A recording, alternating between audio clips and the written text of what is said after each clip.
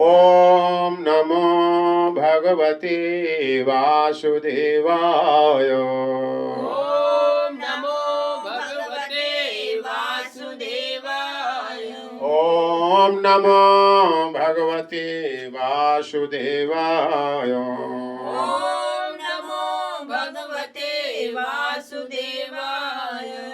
ओम नमो भगवते वासुदेवाय। ओम नमो भगवते वासुदेवाय। नारायणं नमस्कृत्य नरं चैव नरोत्तमम् देवीं सरस्वतीं व्यासं ततो जयमुदीरये। यत्कीर्तनं यद्स्मरणं यदीक्षणं यद्वन्दनं श्रवणं यदाहरणं लोकस्य साध्यो विदनोति कल्मषां तस्मै सुभद्रश्रवसे नमो नमः। हरे कृष्ण। तो आप सभी का बहुत बहुत स्वागत है। ये संध्याकालीन सत्संग श्रीमद् भागवतम के माध्यम से आप भगवत प्रेमी जन भगवत प्राप्ति की उत्कंठा रखते हुए अब भगवान की कथा लीला में विशेष रुचि बढ़ रही आपकी है। यही सब सौभाग्य का उदय का होना मंगलमय सूचक है। तो हम सुन रहे हैं, बस कम तो नहीं है, हमें ज्यादा तेज बोलना पड़ रहा।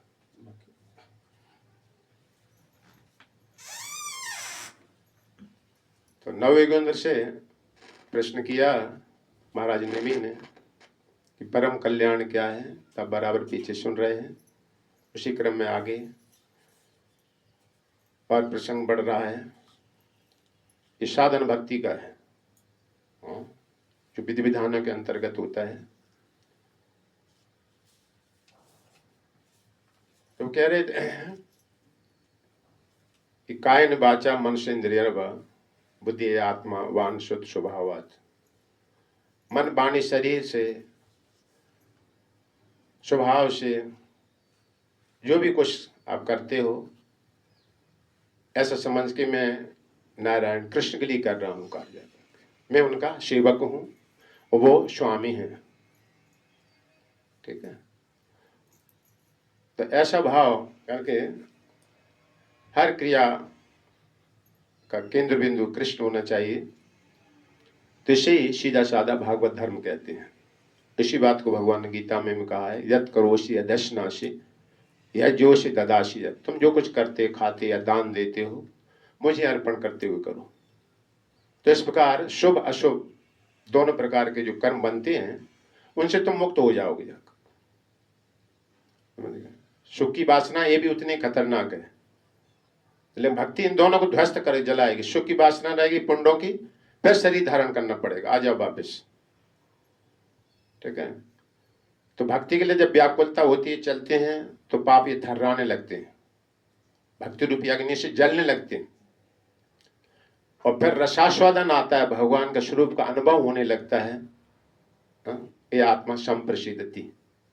तो स्वर्गात लोगों के जाने की इनकी इच्छा सब समाप्त हो जाती है सब जगह अपने आप से। भक्ति ऐसी चीज है सब जगह। तो उसमें बता रहे थे कि कल हमने बताया भक्ति में न बढ़ने के कारण 5 हैं जिन्हें कारण भक्ति में आगे नहीं बढ़ पाते हैं। अनुकूल प्रतिकूल दोनों चीजें जानना चाहिए जाकर, है ना। नायक और खलनायक दोनों समझोगे तो नाटक पे आप समझ सकते हो, मंच पे कि क्या लीला, क्या रासलीला, क्या हो रहा, जाकर प्रोग्राम हो रहा है ना। इस बात बहुत गंभीरता से लेना चाहिए जाकर के। जैसे महाराज परीक्षित के सामने शुद्ध गोस्वामी उपस्थित हुए तो प्रश्न किए, 2 प्रश्न करे थे वहां पर।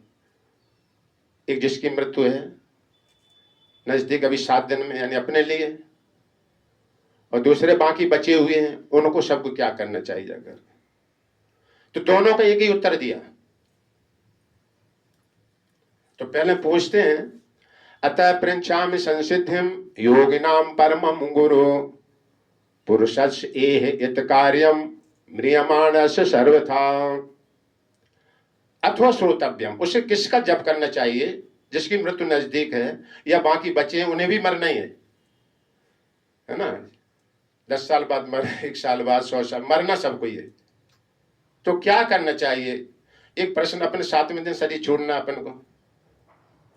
अथो श्रोतव्यम अथो जप्यम, उसे किसका जप करना चाहिए, किसका कीर्तन करना चाहिए। कई कई विचार वाले अलग अलग होते हैं ना, हमारे हिसाब से उसका भजन करना चाहिए, हमारे हिसाब से उसका करना चाहिए। देखिए इसमें निर्णायक होता है, तो सुखदेव गोस्वामी निर्णायक देंगे उसका, किसका भजन करना चाहिए।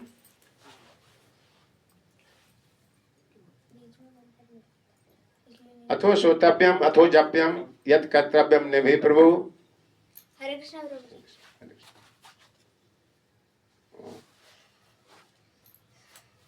तो सभी भयों से मुक्त होना है तो क्या करना चाहिए, उसे किसका जप करना चाहिए।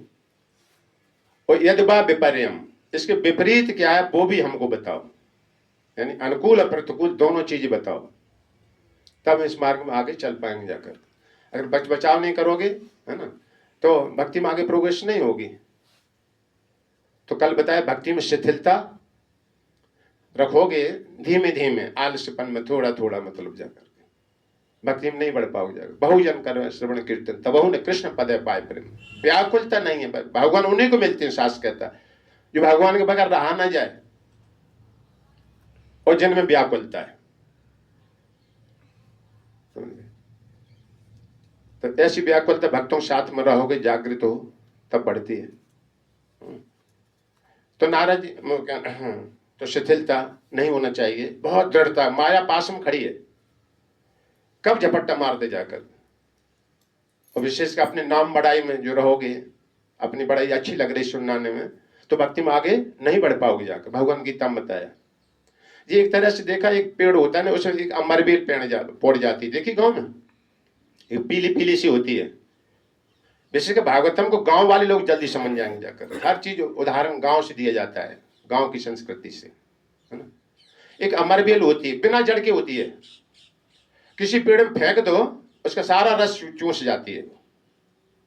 आ रही पीली पीली बेल होती है, किसी पेड़ फेंक दो सब रस चूस जाएगी उसका, फैलती जाती है। हाँ, और जड़ नहीं होती है, उसी का रस खींचती है पौधे का। तो ठीक इसी तरह से हम भक्ति में चलेंगे, हमारी कोई बड़ाई करे, सिद्धि आएगी थोड़ी थोड़ी आगे। तुम बहुत बढ़िया प्रवचन करते हो, तुम बहुत अच्छे हो, है ना, मान सम्मान के लिए भूखे बैठे, कम माला हमको पहनाई जाए, ऐसे बहुत सारी। तो ये अमरबेल के समान ये सारा रस खींच लेगी जाकर, शास्त्र कहता है। ये चैतन्य चरितामृत में बात बताते हैं कृष्णदास कविराज, है ना। तो मान बढ़ाई के फेरे में नहीं पड़ना चाहिए जाकर के, ठीक है। संसारी वस्तु तुम प्राप्त करोगे, और जिसने आज सम्मान कर दी वो कल तुम्हारा अपमान भी कर सकता है, ये भी लगा रहता है। तो झूठी मान प्रतिष्ठा में नहीं पड़ना चाहिए जाकर। भक्ति कार्यों में शिथिलता, अन्य कार्यों में अभिनिवेश। भक्ति काम बाद में धीरे धीरे थोड़ा बहुत फॉर्मेलिटी कर ले, और संसारी काम बड़ी तन्मयता से करना, उसको बड़ी बुद्धि लगा के, तब ये बाद की बात है, देखा जाएगा। तो ये भक्ति में इस प्रकार रहोगे, हम आगे नहीं बढ़ पाएंगे। लेकिन हमें भक्ति ही मनुष्य जीवन का परम लक्ष्य है, अन्य काम बाद के, है ना। गोपियां देखो भागवत में दिखाया गया, सबसे पहले जगती थी, भगवान अर्चन पूजन करते हैं, और दही मथते समय गीत गाती थी, कृष्ण के गीत, बाल लीलाएं। तो इसी तरह से हमारा क्रियाकलाप कि हमें पहले भक्ति संबंधित का काम करना, सवेरे उठे सबसे पहले जगह, है ना, आत्मा संबंधित।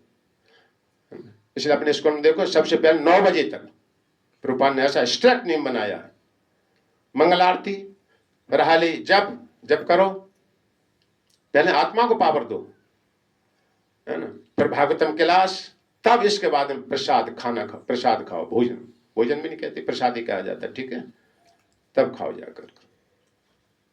तो ऐसा नियम जानना चाहिए, और भक्ति के बिना सब व्यर्थ हो जाता जाकर। तुलसीदास भी बहुत बड़ी चौपाई कहते हैं, लवण बिना बहु व्यंजन जैसे, भगतहीन सब सुख ऐसे, लवण बिना बहु व्यंजन जैसे।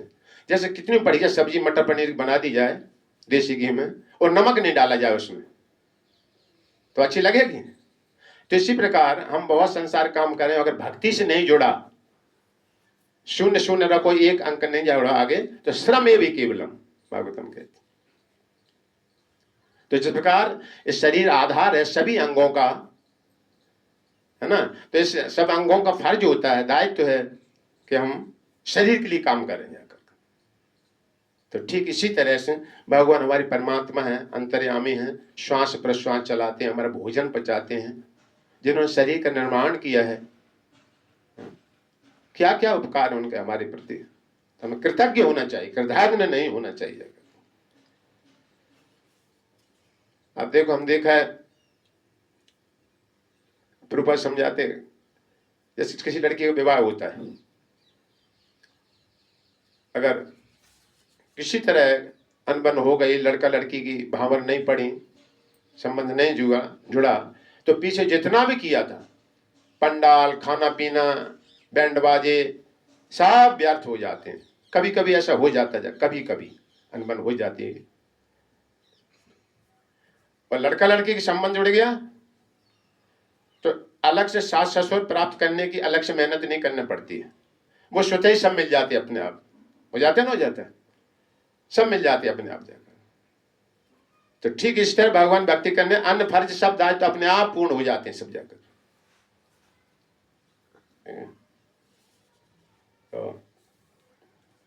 तो साधन भक्ति के बारे में बताया जाता है।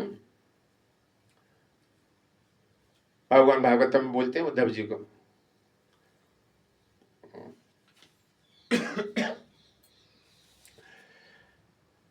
श्रद्धालु मत खा कथा श्रवण, मेरी कथा कीर्तन, श्रद्धा के साथ में मेरी कथा कीर्तन कथा सुनना चाहिए। संसन मन अनुकीर्तना, सुने, पहले सुने फिर कीर्तन करे, है ना। सत्संग की विधि होती है कीर्तन की, पहले आगे गाया जाता तब आप सुनते हो, आप कहते हो तब हम सुनते, और इसको सुन के सुनाए दूसरों को, कथा सुना, श्रवण किया, दूसरों तक बढ़ाए, इसको पहुंचाए, सुनाना चाहिए। गायंती स्मरत, गायन करे, स्मरण करे मेरे कर्मों को, जन्म अभिनयन मुहूर्त, बार बार। ये भगवान यहाँ पर इस तरह से बता रहे हैं कि मेरी कथा कीर्तन, इनमें अनुराग होना चाहिए, बार बार गायन को, है ना? और क्या, मद अर्थे धर्म काम अर्थान, मेरे लिए ही मद अर्थे, धन कमाए। देखिए, ये उद्देश्य कमाना चाहिए धन जाकर। मैं धन कमाने जाऊंगा, भक्तों को बुलाऊंगा, सत्संग कराऊंगा, प्रसाद बांटूंगा, उन्हें भोजन खिलाऊंगा, घर पे प्रसाद कीर्तन कराऊंगा, इसलिए मैं धन कमाऊंगा, घर का मकान है आदि है, भगवान श्री कृष्ण मालिक है, हम दास के भाव इस बात में रहते। मद अर्थे धर्म, और घर में कोई भी उत्सव हो, जन्मदिन, विवाह, शादी, पार्टी, जो भी कुछ होते उत्सव करते हैं, केंद्र बिंदु भगवान बीच में होना चाहिए जाकर, वो सब जुड़ गया भगवान से। ये बात विशेष याद रखना चाहिए। इसलिए भक्तों घर में कभी कोई जन्मदिन होते, कुछ होते हैं, है ना, भक्तों को बुलाते हैं, बढ़िया से कीर्तन होता है, भगवान उपस्थित होते हैं, है ना। कोई उत्सव करने पे भगवान नाम का कीर्तन होने से पूर्ण होता है। मंत्रस्तंत्र छिद्रम देश काल हो वस्तुता सर्वम करोति निश्चिद्रम अनुसंकीर्तनम तवा, ये शुक्राचार्य कहते हैं। कोई भी यज्ञ अनुष्ठान किया जाए, लेकिन अंतिम में आपके नाम का कीर्तन जब हो जाता है तो कोई कमी रह गई हो मंत्र बोलने में, स्थान, देश, पात्र, काल आदि का कोई सही विचार नहीं हो पाया हो, कोई कमी रह गई हो इधर उधर, आपके नाम कीर्तन करने से पूर्ण हो जाता है सब जगह। तो हमारे प्रत्येक क्रिया उत्सव जो होते हैं सब कृष्ण भावना भवित होना चाहिए जाकर। मदप आश्रय, मुझको केंद्र बिंदु बना के करना चाहिए जाकर। कितनी भक्ति सरल है ना, सब क्रिया करना है लेकिन केंद्र बिंदु कृष्ण को होना चाहिए जाकर।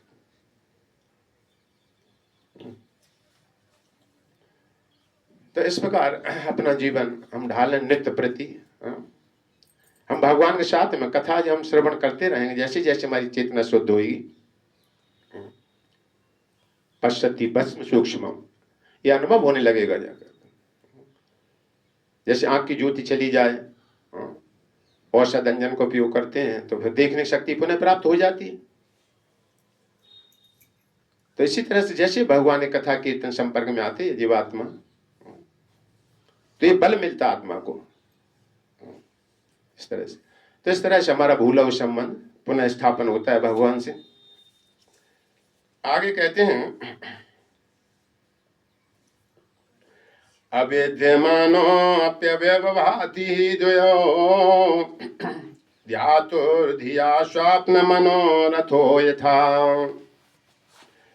तत्कर्म संकल्प विकल्पकम मनोवे बुधो निरंधाद अभयम तथा स्यात्। आगे संसार की स्थिति बताते हैं, है ना। जैसे हम कोई नौकरी कर रहा है सरकारी, उसमें कहा जाता है कि 58 साल में रिटायर होना है, तो तब तक रिटायर नहीं होता तब तक उसे मकान मिलता रहता है सरकारी की तरफ से। और जैसे ही पूरे 58 साल हो जाएंगे तो मकान छुड़वा लिया जाएगा, नहीं तो हथकड़ी पड़ जाएंगे कि तुम जबरदस्ती करना चाहते हो। तो चतुर व्यक्ति पहले से ही अपना मकान का इंतजाम करने लगता है कि हमें दूसरा अपना मकान तैयार करना है, यहां से निकाले जाएंगे, छोड़ना पड़ेगा हमको इससे लेकर। तो इसी प्रकार ये संसार की स्थिति बताते हैं। किन लोगों का संसार कभी नहीं छूट सकता है, इसमें बता रहे। यद्यपि जगत का द्वैत विद्यमान नहीं है, ये स्वयं बह रहा है, संसार जो सरक रहा है, जा रहा है। आप रोक नहीं सकते, अपनी जवानी रोक नहीं सकते, बालपन रोक नहीं सकते, जैसे नदी की धारा बहती चली जा रही है ना। कोई कहेगा नदी का जल वही है, तो झूठ बोल रहा है। जो देखा है उसे कहा 1 सेकंड अंतर हो गया, या कोई कहे 3:40 हो गए, तो आपने 3:40 यहां देखा और तब तक 1 सेकंड टाइम लगेगा उसको बताते में, तब तक 41 हो गए, लेकिन तुमने 40 ही बोला उसको जाकर। तो संसार इस प्रकार विद्यमान नहीं है, स्थायी नहीं है, लेकिन बद्ध जीव जो है अपनी बुद्धि से इसको सत्य